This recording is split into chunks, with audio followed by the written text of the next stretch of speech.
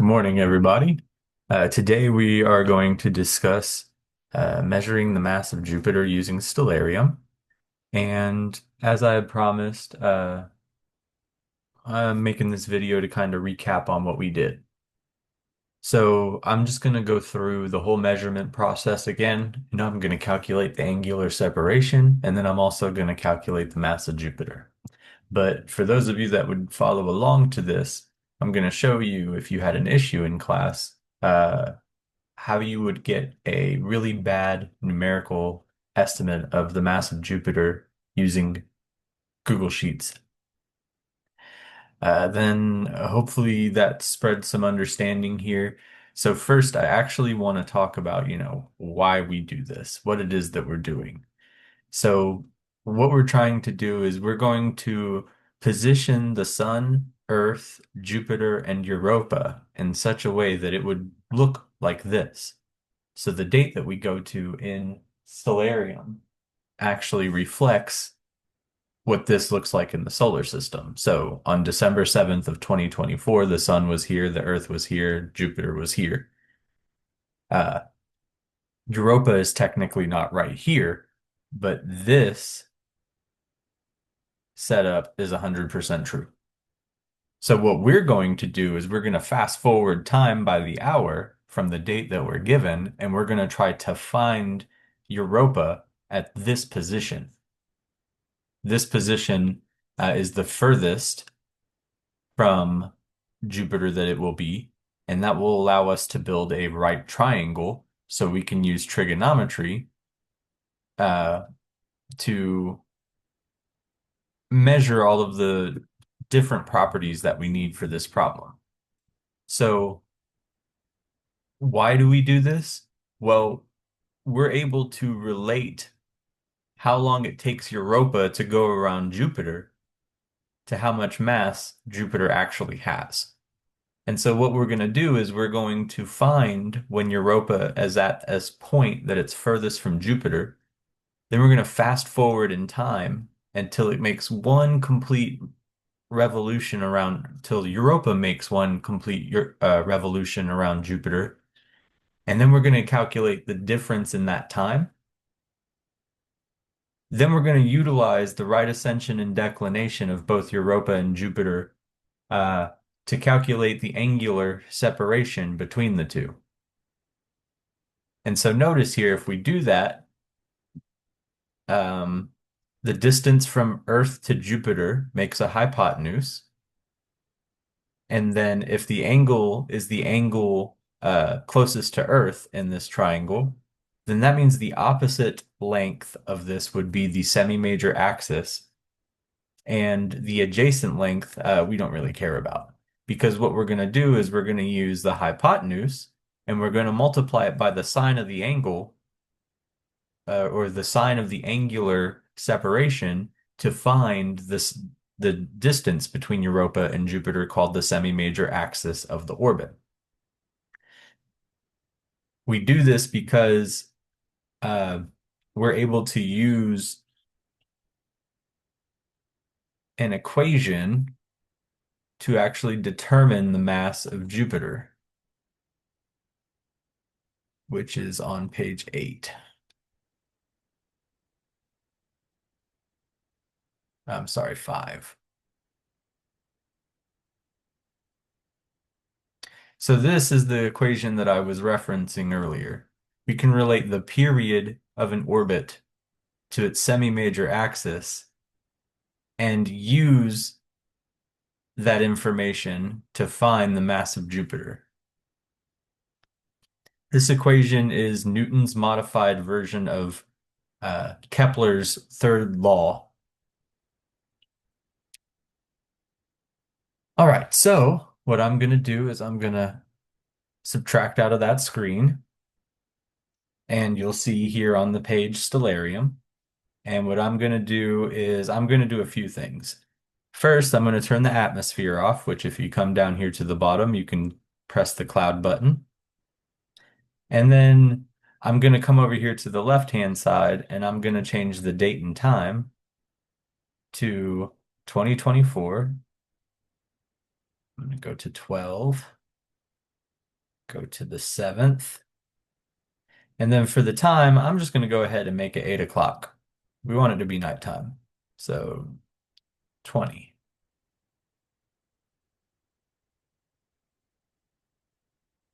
And I'm going to pause time so that way the seconds will stop. And I'm going to go ahead and set those to 0, just so we have a nice flush number to work with. All right, so now I have my date and time set. And put this up over here. And now what we want to do is we want to come back over to the left-hand side and we want to press the search window and type in Jupiter.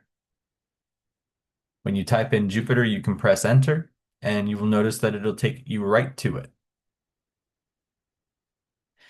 So the next thing that we're going to do is we're going to zoom into Jupiter. We're just going to keep zooming in until all of its moons are, well, until most of its moons are clearly listed. We can see Callisto over here, we can see Io, we can see Ganymede, and here's Europa. So what we want to do is we want to go ahead and click on Europa. We can then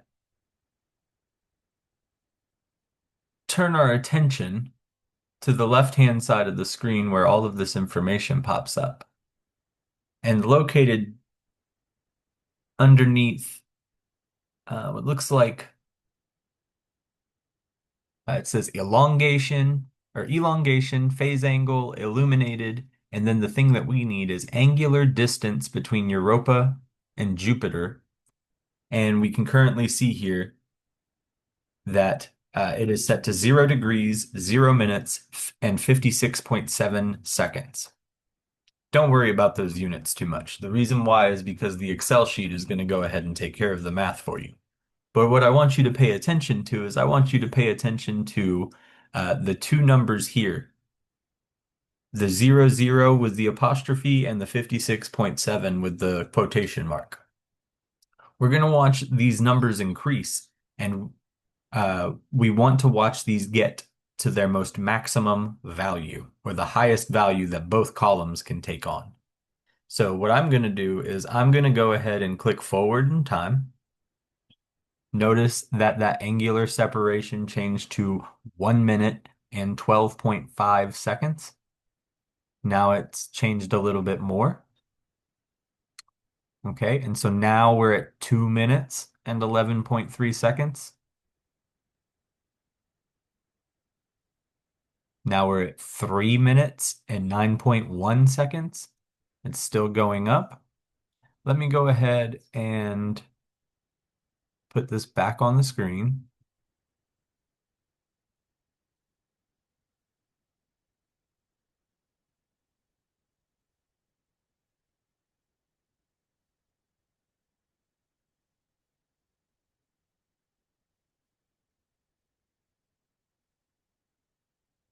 Okay, we're having the same problem that we had in class. Why is this not going back to the object now?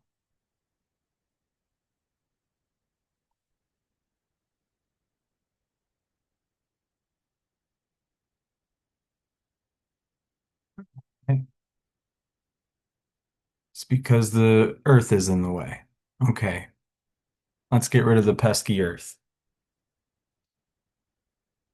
So clicking back on Jupiter and zooming back in, and go back to Europa, and I haven't touched the time or anything since I tried to figure out what was going on here. And I'm going to go ahead and turn this center on object. And now I'm going to continue to advance forward in time. So currently we're at 3 minutes and 25.7 seconds. It's still going up. Still going up. Okay, it just went back down. All right, so notice here it's 3 minutes and 48.3 seconds. And so then if I advance forward in time 1 more hour, I get 3 minutes and 47.9 seconds. So I'm going to go back. And you can take this to be your measurement, or you can advance time in minutes. and see how this affects. You will need to advance it by 10 or 15 minutes at a time to really see, because at some point, okay, notice that it went down and now I'm going backwards in time, back to this is where I was originally. And so now I'm gonna back up and see if we can get that 48.3. Oh, nope. Okay, so it looks like we can take 1400 to be our time. And so what I can do here now is I'm gonna stop sharing this screen and I'm gonna share this screen.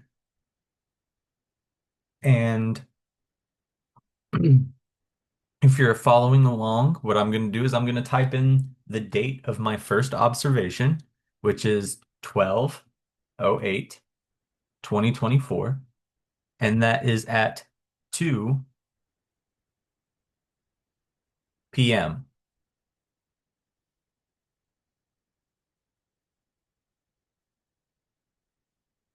Okay, so there's my first observation date.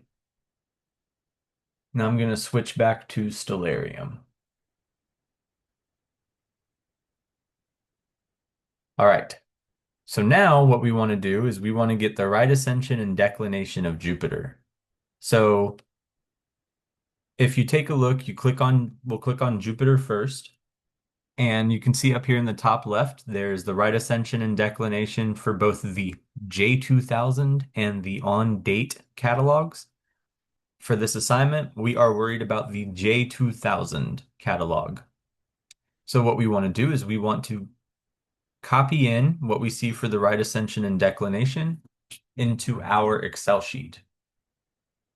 So I'm going to re-share that Google Sheet.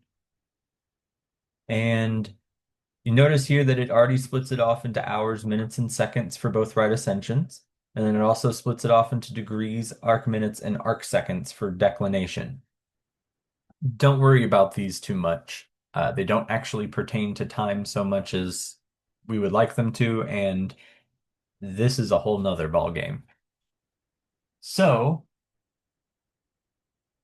for Jupiter, I have that the right ascension is 4 hours, 58 minutes, and 30.58 seconds. Okay.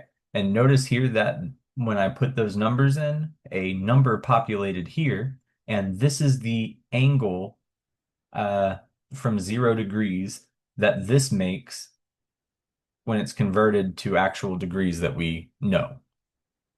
So the declination of Jupiter at this point is 22 degrees, 0 arc minutes, and 42.7 arc seconds.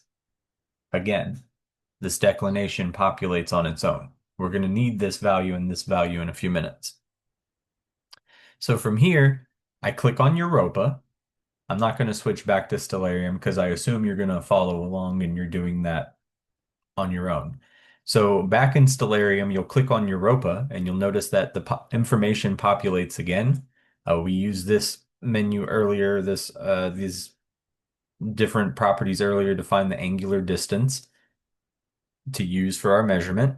And so now we want the right ascension and declination from the J2000 catalog of the moon Europa. So for the right ascension, we have 4 hours, 58 minutes, and 46.92 seconds. The declination that we have is 22 degrees, 1 arc minute, and 3.9 arc seconds. Okay, so now we've got everything we need for our first observation.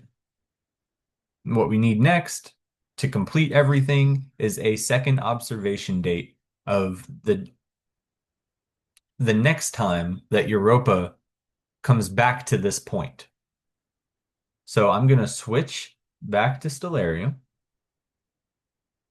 And what we're going to do is we're going to advance time by the hour until Europa goes all the way around Jupiter and comes back around to this point. So just let me start and make sure that I can stay centered on the object. Okay, so now I have, all right, going back to a fresh point, everybody start off at 2024, December 8th at 1400. If from there, click on Europa, then go down to this bottom menu and press Center on Selected Object. You don't need to do anything else. What you're going to do is you're just going to watch Europa go back around Jupiter until it comes back to this side of Jupiter. So we're going to do that together. I'm advancing it by an hour. Notice that Jupiter looks like it's going. Actually, you know what? It would probably be best if we restart from here, go back to 1400 hours on December 8th, and start on Jupiter. We will center on the object, and then we will press this telescope button because now, it stays still, which is exactly what we want. So those of you following along, you click on Jupiter, then you click center on selected object, and then you turn this option on. So now watch, Europa is over here to the left. It's going to come forward in front of Jupiter, go over to the right, then it's going to go back behind Jupiter and come back around to the same point. So when it comes back around Jupiter, we're going to switch over to Europa so that way we can use that angular uh, distance information to help us find the largest maximum or the distance, largest distance between Europa and Jupiter. All right, so I'm advancing forward by the hour. Notice that Europa is about to cross in front of Jupiter. It's going out to the right side of Jupiter now. And now it's going behind Jupiter again. It's coming out behind Jupiter. All right, now we want to click on Europa. And now we want to pay attention to the angular distance. And we want to try to get it back to as close as we can to 3 minutes and 48 seconds. So we're in 3 minutes now, advancing forward by an hour. Oh, okay. Now you can definitely go in here and try to fine tune this, but this measurement is just fine. So we're going to switch back over to the Google Sheet. And what we're going to do in our second observation is we're just going to write down the date. Looks like that's December 12th, 2024. And that looks like it's at 3 a.m. And now you see here that we have uh, a, a time that populates here in days. And what we're going to need to do now is we're going to need to refer back to the assignment, which I will share my screen as soon as it populates.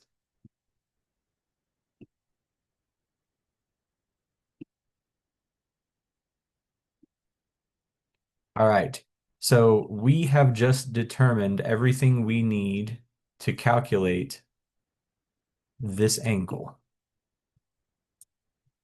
We have also just determined this P, the period. We see that the period on the Excel sheet, when we were at it, we had about 3.54 days. And so these are things that we will use. So first thing that we want to do is we want to calculate this A, which is the semi-major axis between Europa and Jupiter in this image, or as it's labeled here. It should be a moon, but that's okay. So from here to Europa. So to do that, we need to solve this equation. So what I'm going to do is, for those of you that might be following along, You can either snip this portion and take it with you or follow along in your lab manual. But I'm going to switch back over to the Excel sheet. And then what we're going to do is we're going to go ahead and we're going to calculate that angle. So for me, the first thing that I want to do is I want to get the distance to Jupiter. So I know that that's 4.095 AU, I believe. Let me just double check that.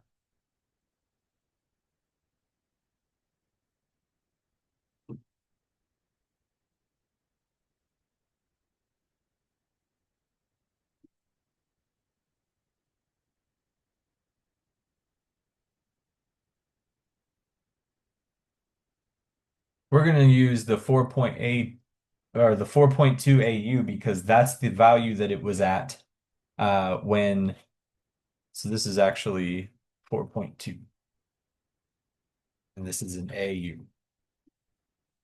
Okay, so I know that you're probably like, oh man, why did you do that? You could have just went ahead and got it in meters. Well, that's not what you did for your assignment. So we're going to go ahead and we're going to convert the distance of Jupiter to meters. And so what I'm going to do here is in Excel, you start all math with an equal sign, and I'm going to capture I-13, and I want to multiply it by how many meters in an AU? 1.496 e to the 11. So 1.4496 e 11. And so now we have this in meters.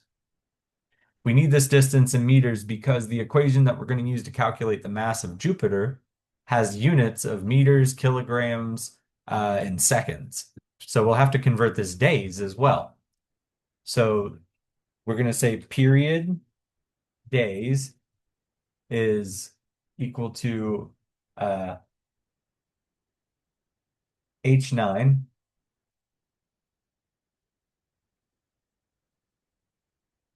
And then period in seconds is going to equal to I-15 times 24 hours in a day times 60 minutes in an hour times 60 seconds in a minute. And that's going to give us 306,000 seconds. So we have our distance to Jupiter. We have our period in seconds. All right, now let's go ahead and collect what we need for the angle. I'm going to do this over here so that way once I find the angle, I can just continue down with the information. So to find uh, the angle of separation, what we want to do is we want to calculate the differences between the right ascensions and the declinations of Jupiter and Europa. But we want to use the values that were given, that were calculated here in E7, E10, E14, and E17. So we're going to call this theta RA, and we're going to call this theta dec. And theta RA is going to be equal to E14 minus E7. Theta dec is going to be equal to E17 minus E10. Okay? So now we can calculate the angular separation.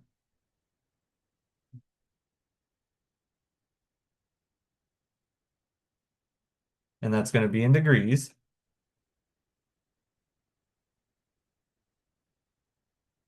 Square root of M13 squared. And just to make sure that we do this right, do M13 times M13 plus M14 times M14. Okay, so this is our angle in degrees. Now, we need to, if we're using Google Sheets, we have to convert this angle to radians. If you are not using Google Sheets to do your math, you do not need to convert this angle to radians. But since I am using Google Sheets or Excel to calculate my numbers for me, I have to convert all of my angles to radians. This is because Google Sheets and Excel do all of their angular math in radians. So here I'm going to write angular separation, and then I'm going to type in radians over here so that way I know it's what it should be. And to do this, it will be I-17 uh, times pi divided by 180. This step, if you are doing this in Google Sheets or Excel, is the most important step out of all of the steps, because if you don't do this, you will not get the right answer. It will be 10,000 times too large.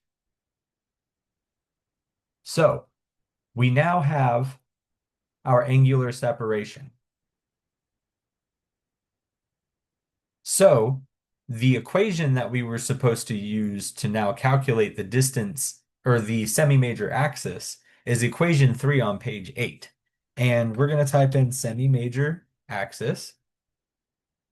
Okay. And then this is going to be in meters. And this is going to be equal to the distance of Jupiter to Jupiter in meters, which is I-14.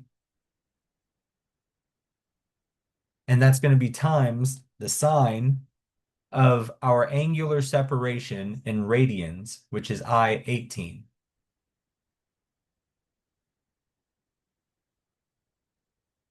This seems reasonable as it's 749 million meters. Okay, that makes sense. That's a good number. All right, so now we have our semi-major axis, we have our period, and now all we need, we made sure that they're in the right units. Now all we need to do is use equation 2 on page 5 to calculate the mass of Jupiter. So if you're using a calculator to do your math, you can pick back up with us now, because the last little bit was about people doing it in Excel and having to use radians instead of degrees.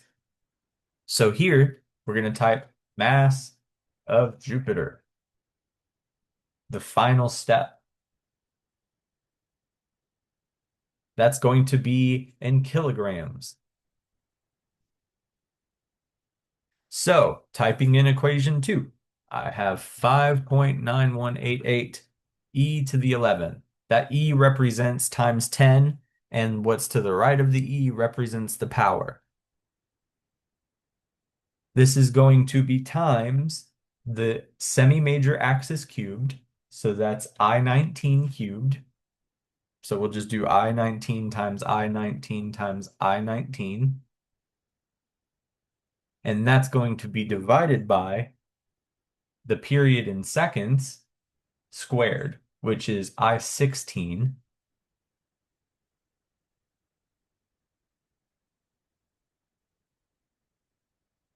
And there is the mass of Jupiter in kilograms. We have 2.66 approximately times 10 to the 27 kilograms. Let's double check and see how we did.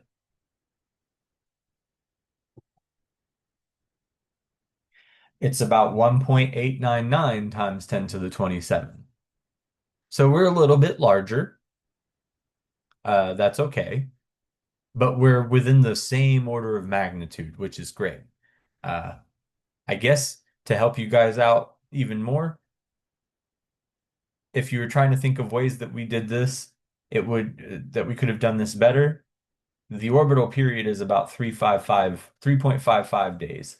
Uh, that could have been a little bit better measured. And um, that's about all we could really do.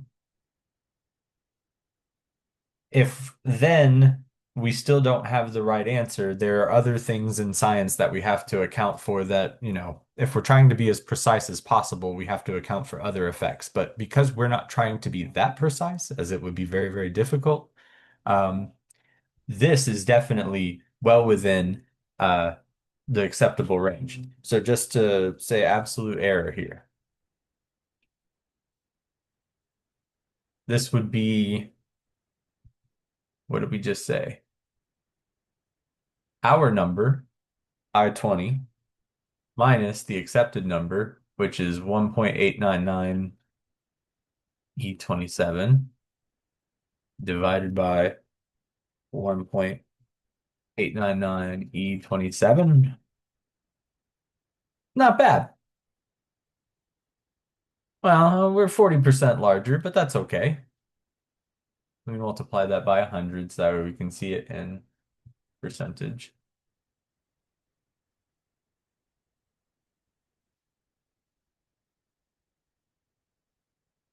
We could have also maybe measured this a little more accurately when we did our separation because we could have gone by minutes instead of hours.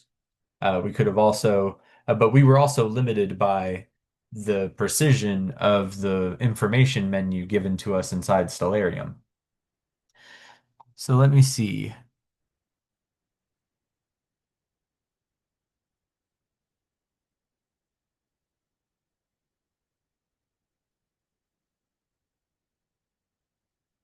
The other part that I want to discuss. So the last question says, write an explanation of how astronomers use Kepler's third law as modified by Newton to determine the mass of celestial objects that orbit each other. So essentially, that's what this whole video was, is we were measuring how far away or the distance between Europa and Jupiter. And then we were also timing how long it took Europa to go around Jupiter. And so then uh, we look at different objects in the universe with the same way. It doesn't have to be a planet and a moon. It could be two galaxies orbiting each other. It could be a black hole orbiting another black hole. It could be a star orbiting a black hole. We can use this principle or this law to determine the mass of any object that's orbiting other objects. So I guess the one final piece of error that I could let you guys in on is technically we calculated the mass of Jupiter and the mass of Europa. So I wonder if we were to subtract out the mass of Europa, if that would give us a more accurate number.